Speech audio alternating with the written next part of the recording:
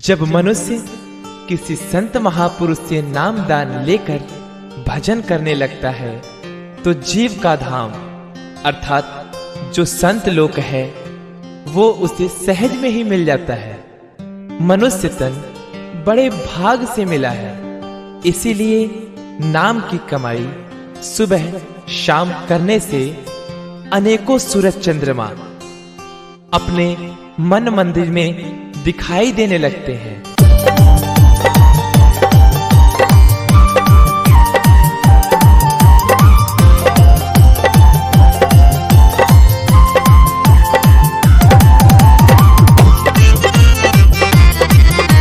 गुरु बंदे बाबा दिहले, गुरु बंदे बाबा दिहले, नाम दान ज्ञानवा सहजे मिली धामावा, ओ सहजे मिली धामावा, दिल से करा सुमिरनवा सहजे मिली धामावा, दिल से करा सुमिरनवा सहजे मिली धामावा। भाग से मिलल दहिया कैला कमाई, कैला कमाई हो कैला कमाई, सतगुरु से ज्ञान लेके सूरत दा चढ़ाई, सूरत का चढ़ाई हो सूरत का चढ़ाई, ध्यान में बैठ के देखबा, ध्यान में बैठ के देखबा, पहिला धनवा सहजे मिली धामावा, ओ सहजे मिली धामावा, दिल से करा सुमिरनवा सहजे मिली धामावा, दिल से करा सुमिरनवा सहजे मिली धामावा।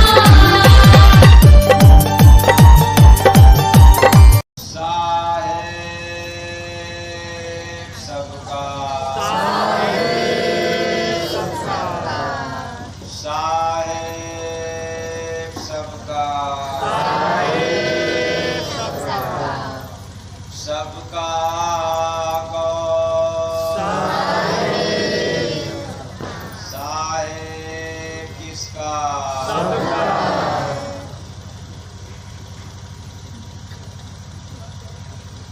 यहाँ पर आए हुए समस्त सत्संग सुनने वाले प्रेमी सज्जनों, बड़े ही हर्ष के साथ कहना पड़ रहा है, आज हम सब इस नवलपुर बसरी में बच्चन गुप्ता जी के द्वार पे मकान पे अर्थात सबसे ऊपर आसमान पे हम लोग बैठ करके आध्यात्मिक भजन एवं सत्संग सुनने के लिए जो अपना अमूल्य समय दिए हैं, ये बहुत ही मूल्यवान है।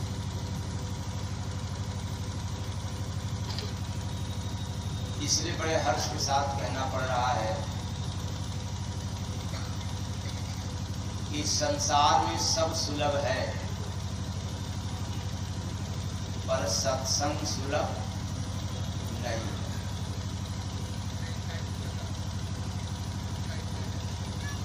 ये भाग्यशालियों को मिलता है और भाग्यशाली के नाम पर सिर्फ इतना ही न समझ लें कि हम भाग्यशाली हैं, बड़ भाग्यशाली। एक होता है भाग्यशाली, एक होता है बड़ा भाग्यशाली। गोस्वामी दास जी रामचरितमानस में दर्शाया है, बड़े भाग पाई सत्संग, और उसके भी आगे है बिनहि प्रयास होई भव गंगा। सत्संग एक ऐसी व्यवस्था है आत्मा के लिए कि बिना प्रयास किए, बिना पूजा पाठ तीर्थ व्रत किए भव सागर पार जा सकते। ये सुविधा केवल सत्संग में है, बाकी कहीं प्रमाणित नहीं। इसलिए बड़े भाग पाइप सत। हमें धर्म अध्यात्म की जानकारी नहीं, अपनी आत्मा के विषय में जानते नहीं, तो कहते अरे ये सब बेकार है, कर दिया कि हम तो जानते हैं केवल 99, 100, 101। तो वो लोग कहेंगे कि सबसे बढ़िया यही है, इतना धन कमा लो, इतना धन कमा लो, इतना धन कमा लो कि हमारे न रहने पर किसके काम आए? अच्छा ठीक है, जब बेटे का नाम ले रहे हो तो बेटों को सुन लो। कितने लोग, अच्छी बात है याद दिला दिया, वैसे तो मेरा टॉपिक दूसरे तरफ जा रहा था, लेकिन जब बेटा पर नाम आ गया तो सुन ले। हर माता पिता इतना धन संचित करता है अपने जीवन में कि हमारे औलाद को काम आए, और मैं इस मन से खुला चुनौती देता हूं, खुला मन से मैं तो ललकारता हूं कि वो माता पिता गद्दार हैं जो केवल धन कमा करके अपने औलाद को देना चाहते हैं। वही माता पिता सार्थक हैं, सभ्य हैं, जो अपने औलाद को संस्कार दे करके जाता है। क्या दे करके जाता है? क्या देकर? संस्कार से पेट भरेगा ना? किससे पेट भरेगा भाई? किससे भरेगा? इनके माता पिता गद्दार। ये मन से कहना इतनी आसान बात नहीं है, और भी खास तौर से यहाँ जहाँ डॉक्टर, मास्टर, वकील वगैरह वगैरह सब बैठे हों। ललकारता हूं इसी तरह से मंच पर कि वो माता पिता गद्दार होते हैं जो अपने बच्चों को संस्कार नहीं दे पाते हैं। झूठ बेईमानी करके पैसा कमा करके तो लाते हो, देते हो, पैसा तो बढ़ जाएगा, पाप कौन बांटेगा? कोई बांटने वाला है? नहीं बांट सकते। तो औलाद के चक्कर में अपना नाश कर दिया। मैं उनको गद्दार न कहूं तो क्या कहूं? साकार कहूं? उनको अच्छा कहें? संस्कार विहीन औलाद, जिसके पास संस्कार नहीं है धर्म अध्यात्म का, वो संस्कार डिग्री वाला नहीं, डिग्री ज्ञान कहते हैं। डिग्री में कभी संस्कार न मिला है न कभी मिलेगा।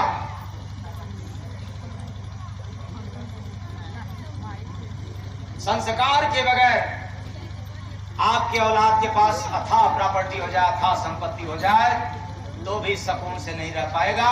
प्रॉपर्टी को कब लुटा देगा कोई गारंटी नहीं है। और संस्कार वाला औलाद है तो पैसा नहीं है तो भी आपका भी मान सम्मान रखेगा, कुल खानदान का भी रखेगा, और अपना भी बरकरार रखते हुए निकल जाएगा। तो अब आप लोग बताओ, संस्कार बड़ा है या धन बड़ा? तो संस्कार मिलेगा कहाँ? डिग्री में?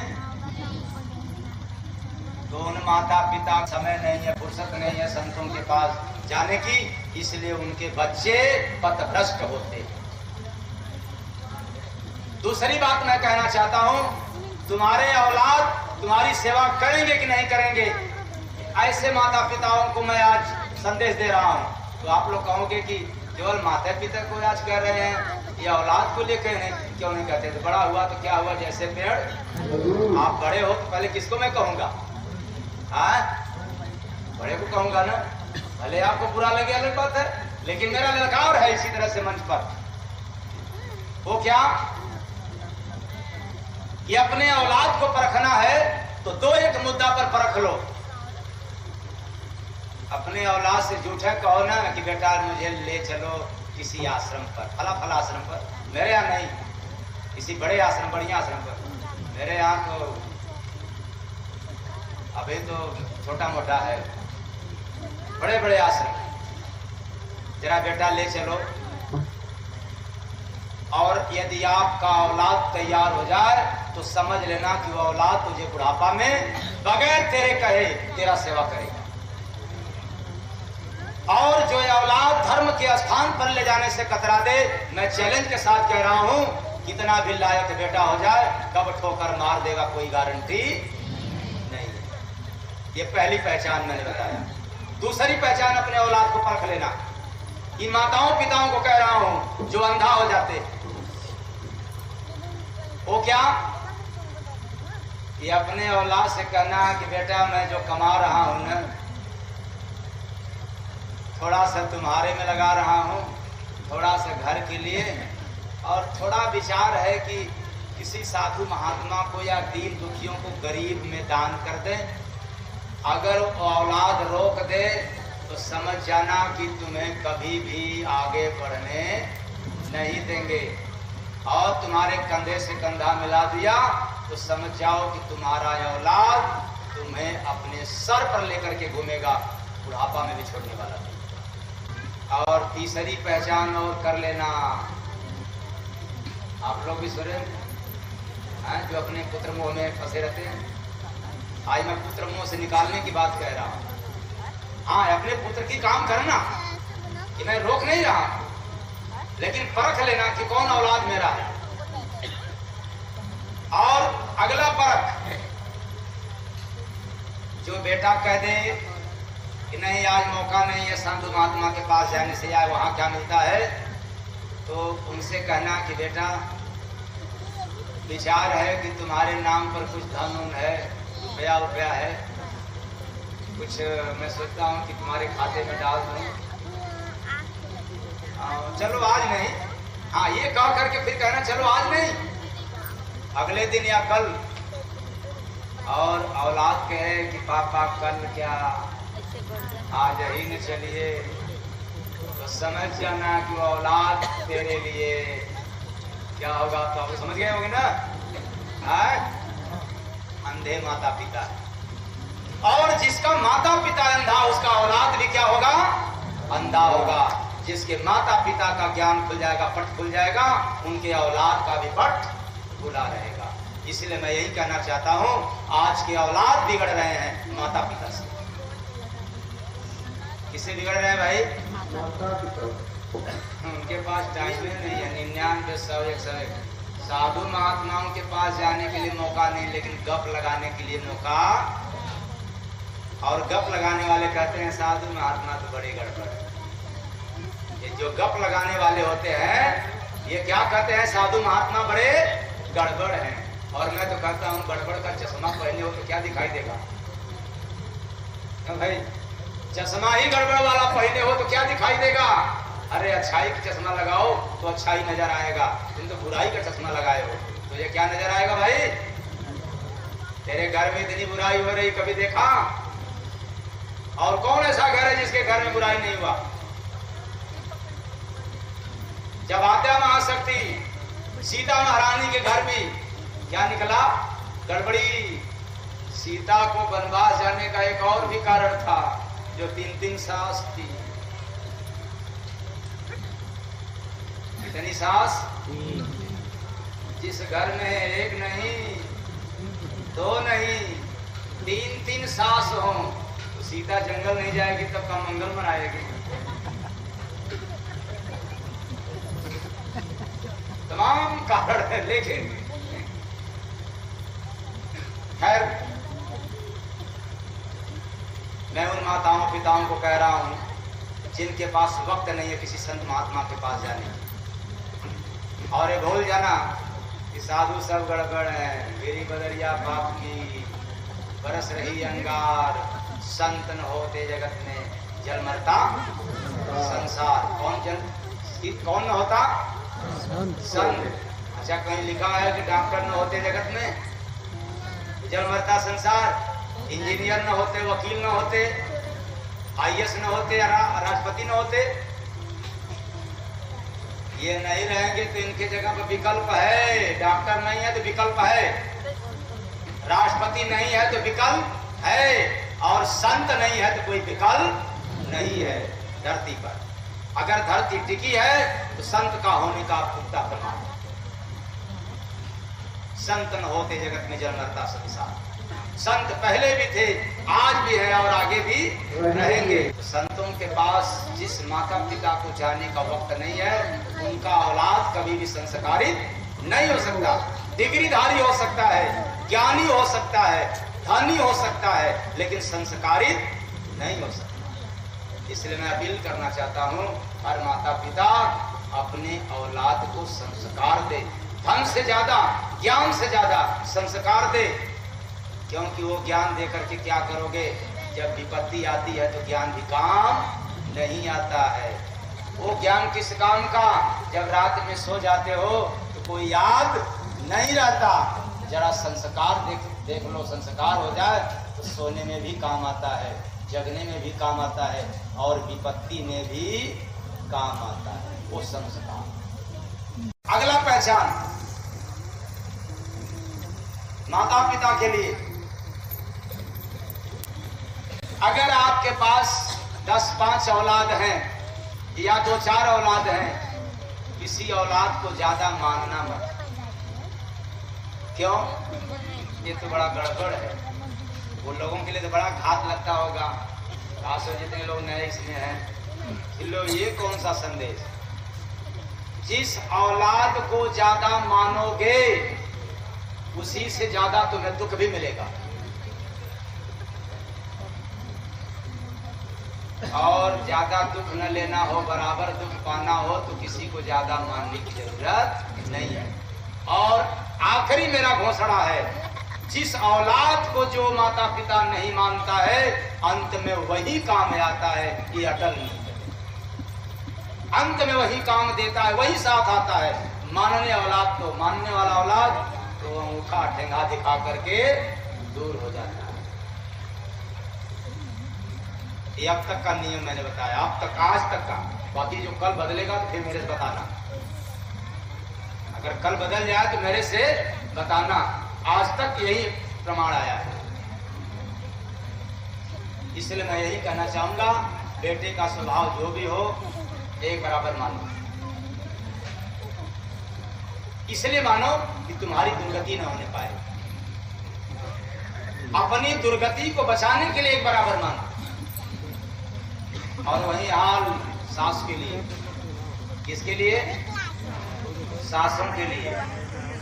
सास भी बहू चाहे टांग दबाए चाहे ना दबाए, जितना टांग दबाने वाले को मानती हो उतने जो नहीं दबाती है उसको भी मानना।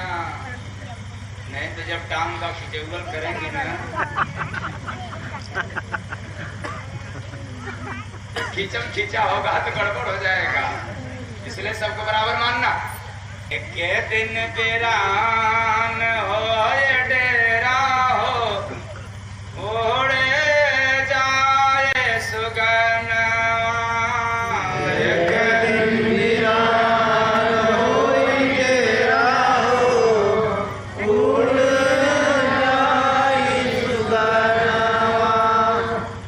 उड़ने का सामर्थ्य इस आत्मा को, शरीर को नहीं। शरीर जड़ है, नश्वर है, ये नाश हो जाएगा। लेकिन यह आत्मा ही उठ करके आता है और आत्मा ही उठ करके जाता है। इसलिए कभी किसी भी महात्मा के, किसी भी फकीर के मुखार से ये आपको सुनने को नहीं मिला होगा कि उड़ जाई शरीरिया, बल्कि टूट जाई, ढह जाई, बिगड़ जाई शरीरिया, गल जाई शरीरिया, लेकिन उड़ जाई शरीरिया नहीं। उड़ने वाला तो केवल आत्मा है। और शरीर के लिए तो सब कुछ काम करते हो जो खत्म हो जाने वाला है, लेकिन आत्मा के लिए आप लोग काम करते हो कुछ? आत्मा के लिए कुछ नहीं। शरीर के लिए सब कुछ किया, लेकिन आत्मा के लिए कुछ भी नहीं किया। कहते हैं कैसी आत्मा? और मैं पूछता हूं कि कैसी शरीर? जरा शरीर को प्रमाणित करो और मैं आत्मा को प्रमाणित करूंगा। याद करो तुम्हारे दादा दादी, नाना नानी का शरीर। कितने लोगों को शक्ल याद है? बहुत से ऐसे होंगे कि जो दादा दादी का शक्ल देखते देखते ही चले गए होंगे, उनको याद है नहीं। दादा के दादा शक्लें नहीं मालूम। शरीर का शक्ल बिगड़ने वाला और आत्मा की शक्ल कभी बिगड़ता नहीं। शरीर जड़ है, पंचभौतिक है। और मैं तो कहता हूं कि शरीर पर किसी का हक अधिकार नहीं है। न आंख पर अधिकार है, न कान पर अधिकार है, न बाल पर अधिकार है, न दांत पर अधिकार है, न मुंह पर अधिकार है, न पेट का अधिकार है। अगर किसी को शरीर पर अधिकार रहता तो भाई आप लोगों के पास शरीर है, बस इतना ही कह दो कि ऐ शरीर तुम मेरे हो, गैस न बनो। किसी का हक है? कह सकता है कि भाई तुम मेरे शरीर हो, गैस न बनना? हक नहीं है। अच्छा कहना कि भाई आप तुम मेरे हो, वो शरीर न जाए, मान जाएगा? बाल न पकने पाए, नहीं मान सकता। जो नहीं मानने वाला है उसका आपने काम किया, और जो मानने वाला है उसका काम नहीं किया। जो हिलने वाला है, डुलने वाला है, चलने वाला है, फिरने वाला है, उसका काम नहीं किया। और जो न चलने वाला है, न बोलने वाला है, न हिलने वाला है, ना डुलने वाला, उसका काम किया। ये शरीर हिलता डुलता नहीं, ये कहीं भी आता जाता नहीं है। अगर ये आता जाता तो श्वास की पूंजी समाप्त हो जाती, और कह दो ऐ फलाने जरा 2-4 कदम, है 2-4 कदम चल तो लो, चलेगा? नहीं जाएगा। सामर्थ्य तो जीव का है।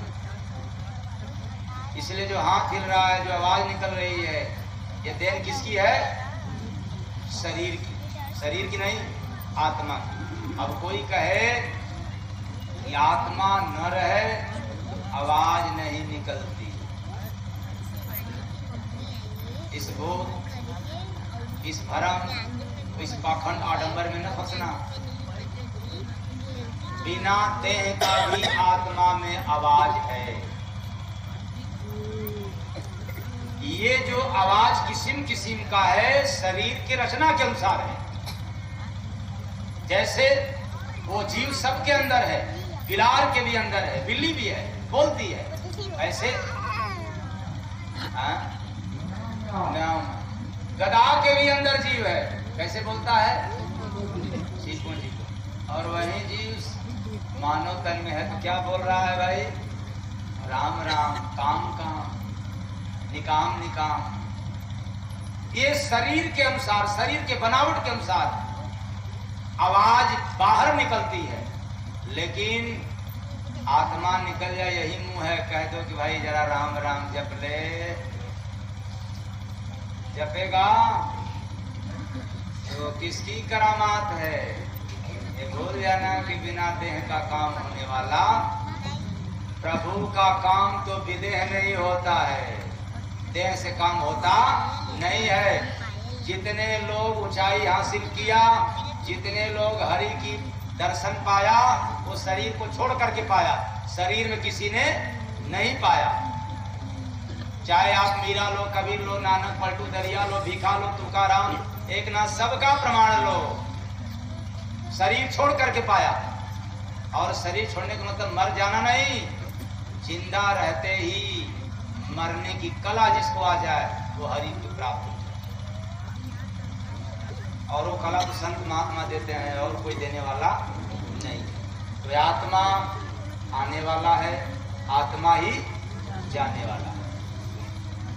जगत में नश्वर काम किया, जड़ता का काम किया, लेकिन चेतनता का काम नहीं किया। अचेतन प्राणियों, संसार परिवर्तनशील है, ये सभी को पता है। अभी रात फिर भोर होगा, फिर सुबह होगा, फिर क्या होगा, फिर आता है। ये हमेशा बदलता रहता है। कभी कोई पैदा होता है, फिर बालक जवान होता है, फिर प्रौढ़ होता है, फिर वृद्ध अवस्था में, और फिर क्या हो जाता है? श्री राम नाम सत्य हो जाता है। कहने का मतलब शरीर हमेशा बदलता रहता है, लेकिन याद रखना ये आत्मा कभी बदलता नहीं। बस कपड़ा बदल जाता है, मकान बदल जाता है,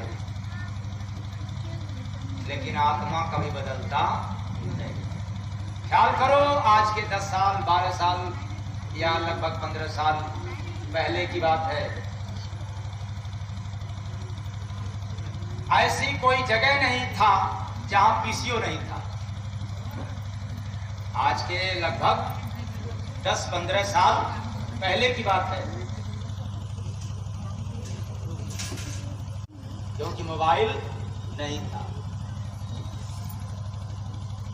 फिर आते आते क्या हो गया, सभी के जेब में मोबाइल हो गया।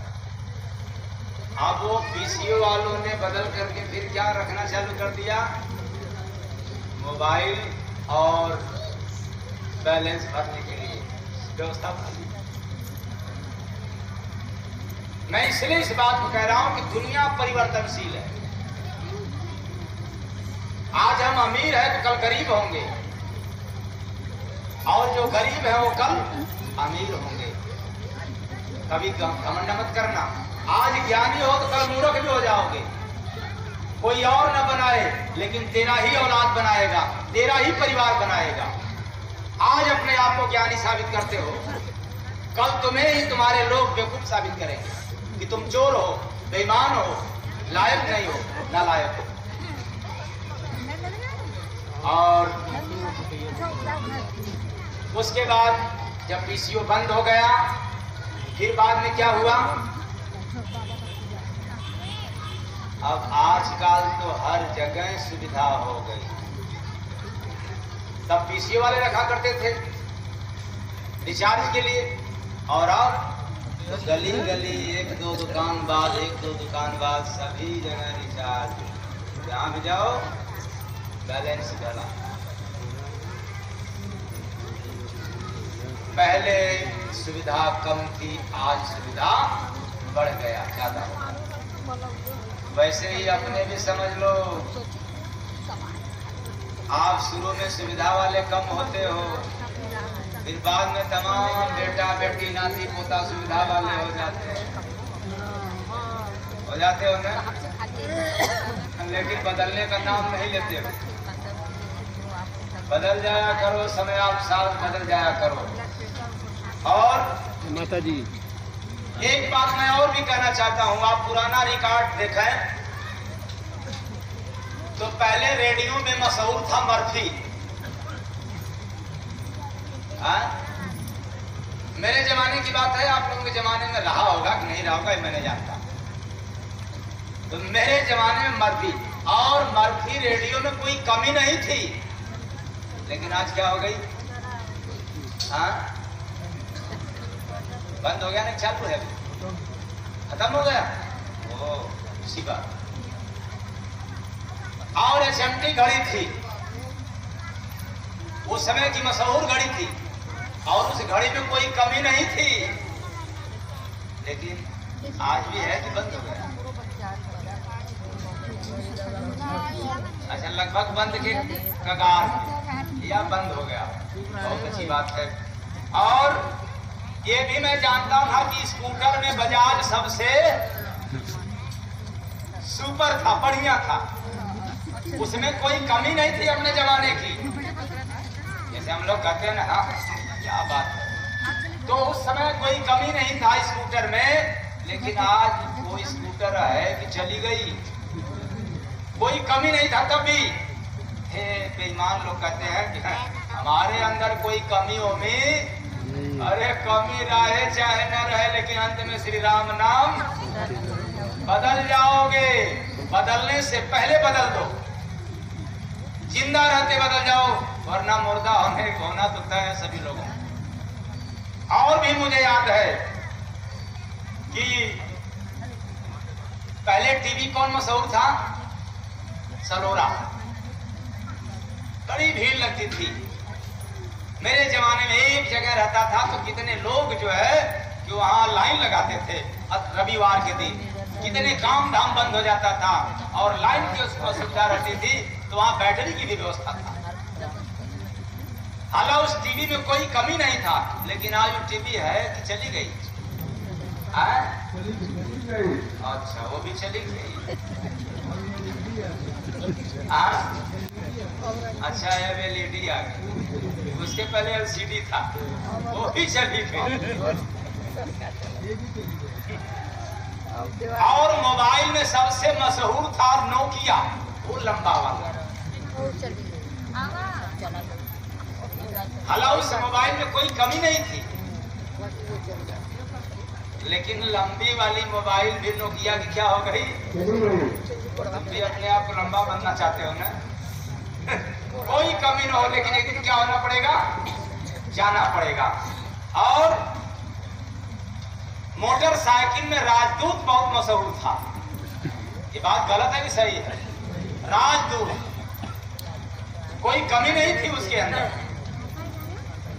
क्योंकि आज भी किसी के घर जाता हूं तो राजदूत भले खड़ी हो, केवल महीना 2 महीना में स्टार्ट करें, लेकिन आज भी वो खड़ा थी। हालांकि उस गाड़ी में कोई कमी नहीं थी, लेकिन वो गाड़ी कहां चली गई न जाने, दुनिया से चली गई। और कार में एम्बेसडर सबसे सुपर था। ये मालूम सही है गलत है? उस गाड़ी में कोई कमी नहीं है, लेकिन आज उस कार भी समाज से, तो बेचारे सरकारी सर्विस वाले अगर गवर्नमेंट न दे तो वो स्वीकारे न करे, ये सब चली गई। मैं इसलिए इतना तमाम है, मैं इसलिए प्रमाण को दे रहा हूं कि तुम अपने आप को कितना भी ज्ञानी धनी विद्वानी बन जाओ और कहो कि मेरे अंदर कोई कमी नहीं है, लेकिन तेरे जीवन पर दाग लग करके ही रहेगा। क्यों कि ये जब भी बंद हुआ तो कोई न कोई कारण दिखा कर, इसमें कोई कमी नहीं था। बिना कमी का भी इस गाड़ी को, इस मोबाइल को जब बंद करना पड़ा तो कारण दिखा करके कि अब इसका जमाना नहीं है। ये बात ना, कारण दिखलाया गया, तब अगला काम आविष्कार हुआ। ऐ चेतन प्राणी, याद रखना हम सब मनुष्य जीवन यापन कर रहे हैं, समझने और बुझने वाला शरीर है। यदि शरीर को पा करके भक्ति भजन दान पुण्य सेवा सत्संग नहीं किया, केवल पेट के लिए काम किया, संसार के लिए काम किया, परिवार के लिए काम किया, तो यही काम का गुण है, तुझे निकाम बना करके छोड़ेगा। बगैर निकाम बने कोई जाने वाला दुनिया से नहीं है। कितना भी तुम महान काम करके जाओ अपने परिवार के लिए, लेकिन उसी काम का तुझे दाग लगेगा।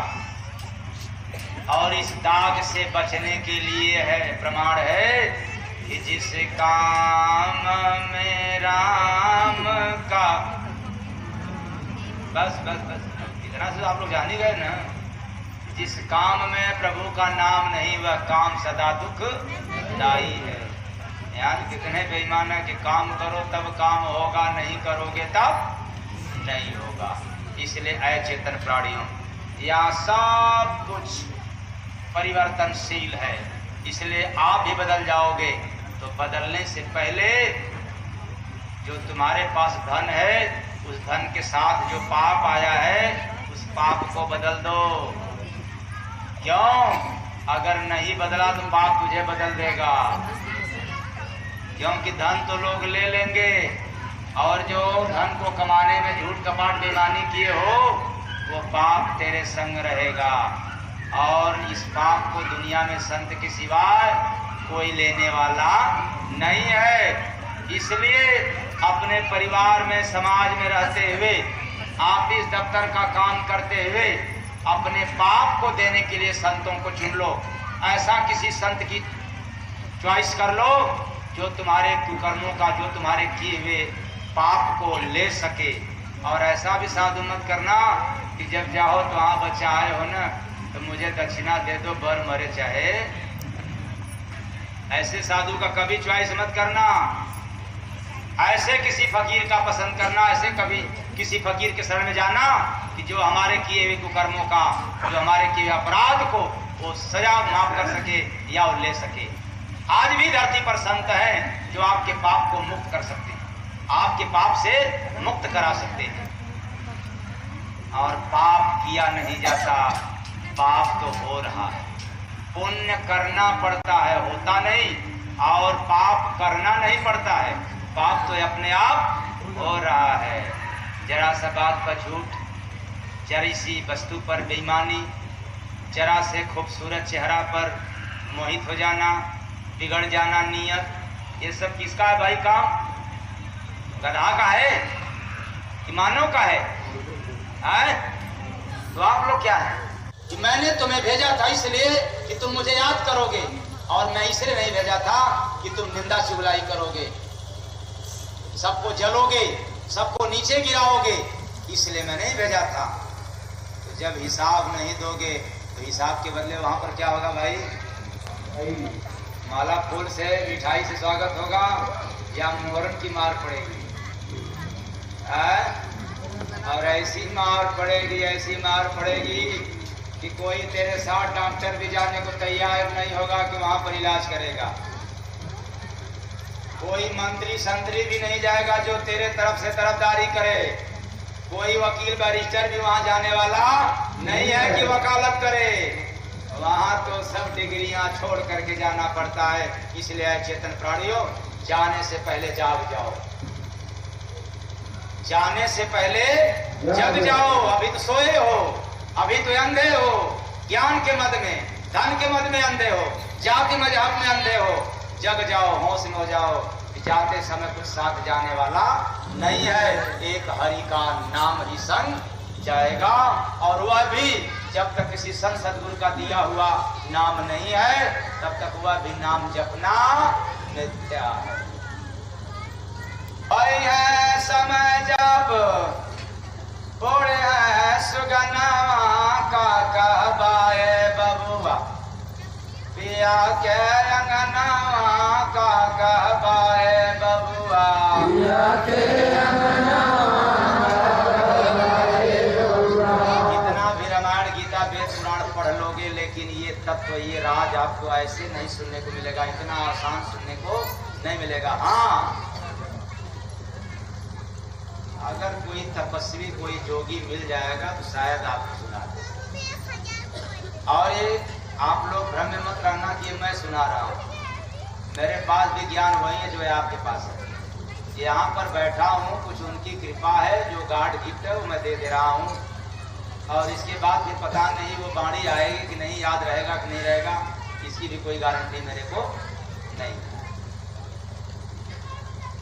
तो यही रतनवा से कैलाने की, यही रतनवा से कैलाने की, चिमटा गरम कर काल दई से की, चिमटा गरम कर काल दई से की, क्यों ना लगाए वो माल हमामा, क्योंकि ऐसी पिटाई होगी आत्मा की कि वहाँ कोई डॉक्टर भी नहीं रहेंगे मलहम पट्टी लगाने वाले।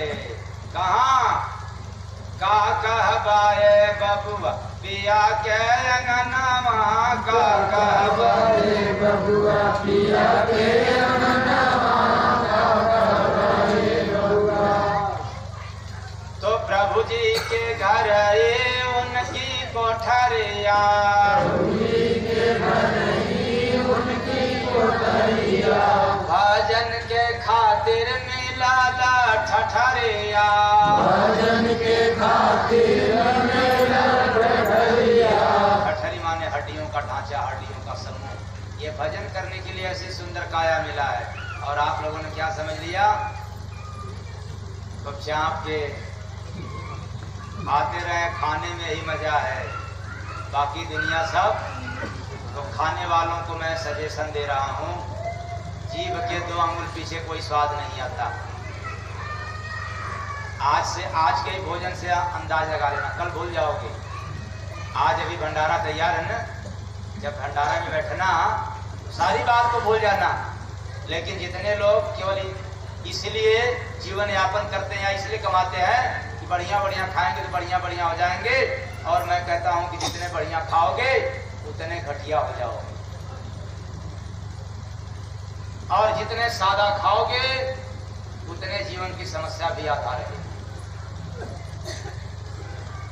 तो जीवा के 2 अंगुल पीछे कोई स्वाद नहीं है। क्या नमक, क्या चटनी, क्या अचार, क्या रायता, क्या समोसा, क्या रसगुल्ला, कैसी मिठाई, कैसी मिठाई, कोई मतलब नहीं।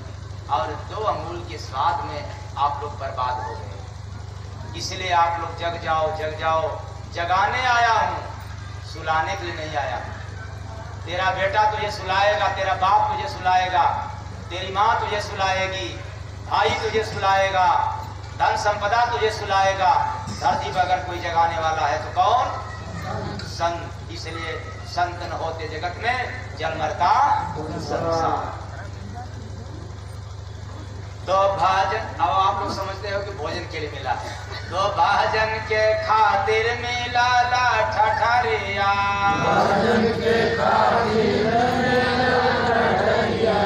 सत्संग न सुनला तब होया सबवा का कहवाए बबुआ।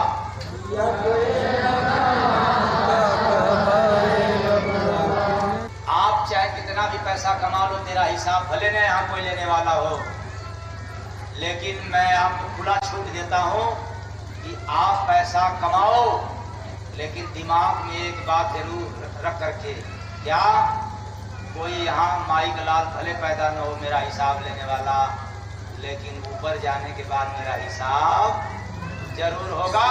यदि इतना तेरे दिमाग में हो गया तो पैसा दिमाग में नहीं रहेगा, पॉकेट में रहेगा। क्योंकि पहला शुरुआत मैंने यही किया था, पैसा पॉकेट में रहे तो अच्छी बात है, और दिमाग में रहे तो गड़बड़ है। दिमाग में पैसा कमाने की हो जाएगी तो रात दिन कमाओगे, झूठ बोलोगे, और पॉकेट में पैसा रहेगा तो सुकून रहेगा, शांति रहेगी।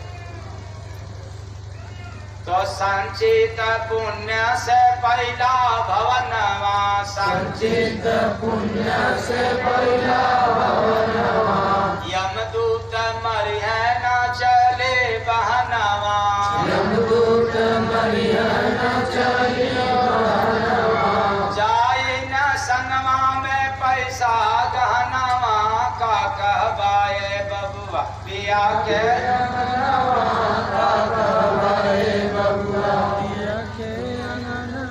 एक भी गहना जाने को समाज नहीं देगा, बल्कि आपकी अंगुली में है तो क्या कर लेंगे, और नहीं निकलेगा तो गहना को नहीं काटेंगे, आपकी अंगुली को फाड़ देंगे, लेकिन गहना को सब कुछ तो चाहिए।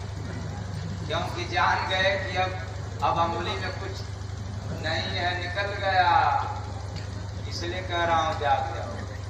इसलिए चेतन प्राणियों, एक भी गहना गोईठा साथ में जाने वाला नहीं है। जो जाने वाला है उससे क्यों नहीं प्रेम किया, और जो नहीं जाने वाला है उसे प्रीत किया। इसी जगह हम लोग सोए हैं। जिसको यह होश में आ जाए कि मेरे साथ कोई जाने वाला नहीं है, तो व्यक्ति जाग करके काम करेगा, होश पूर्वक काम करेगा, चैतन्य अवस्था में आकर के काम करेगा। और यदि यह नहीं समझ पाया तो बेहोशी में करेगा। तो करा जतन मोल बादहिया, करा जतन मोल बादहिया, अब के लगावा हो सतगुर से नैया। चाहे कितना भी धन संपदा आपको हो जाए, लेकिन भक्ति भजन नहीं है तो बेकार। और आपके पास मालिक रहे, संपत्ति भी रहे और भक्ति भी रहे, तो सोने में सुहागा है। वैसे जैसे भोजन बहुत बढ़िया हो, लेकिन रत्ती मात्र नमक न हो तो भोजन भी बेकार। प्रॉपर्टी कितना भी आपको हो जाए, ज्ञान भी कितना आपके पास हो जाए, लेकिन भक्ति वाला ज्ञान नहीं है, भजन आपके जीवन में नहीं है, यह धन संपदा भी आपके गले की फंसई। आई बात समझ में? इसलिए आज से आप लोग घर दुकान मकान की हिफाजत उतना न करें जितना की आत्मा की। क्योंकि गुरु महाराज ने प्रमाणित किया है भजन के माध्यम से कि दुनिया में जीव का जाता न कर लो, ओ जाता न कर लो, रोज थोड़ा थोड़ा हरि का भजन कर लो, रोज थोड़ा थोड़ा हरि का भजन कर लो। जीव का जतन, भजन सुनाएंगे तो बड़ा लंबा टाइम लग जाएगा। और ये भी भजन किसी और कवि का नहीं है, ये गुरु महाराज का दिया हुआ भजन है। जब शरीर का ज्ञान समाप्त हो जाता है, जिसको तुर्यातीत कहते हैं, समाधि अवस्था कहते हैं, तब जाकर के भजन सुनाई देता है। और जब आंख खोलो तो बस तुरंत लिखो। दुनिया में जीव का जतन, अगर जतन करना है जीव का, तो धन संपत्ति से नहीं, रबड़ी दूध मलाई घी से नहीं, दुकान मकान से नहीं, थोड़ा थोड़ा भजन करते रहो तो आत्मा की जतन होगा। और जतन नहीं तो पतन जरूर है। केवल भोजन करोगे तो पतन, और थोड़ा थोड़ा भजन करोगे तब जीव का जतन होगा। एक दिन वीरान होए डेरा हो, उड़े जाए सुगनवा। एक दिन वीरान होए डेरा हो, उड़े जाए सुगनवा। आज इतना ही। यदि मेरी वाणी आप लोगों को गहरा चोट पहुंचाया हो, ना समझने के कारण, तो अपने घर का ही सेवक समझ करके क्षमा कर दीजिएगा। आशा करता हूं कि आप लोग साहेब सबका। तो जय गुरुबंदे आश्रम पर किसी भी पैसे का डिमांड नहीं है, खुला द्वार है, जाकर के लाभ उठाओ बिना डिमांड। अगर आप बीमारी से भी परेशान हो, शुगर, हार्ट, लकवा, किडनी, कैंसर, तो भी जाकर के आजमा लें एक बार। आजमाने में क्या, जहाँ पैसा नहीं लग रहा है।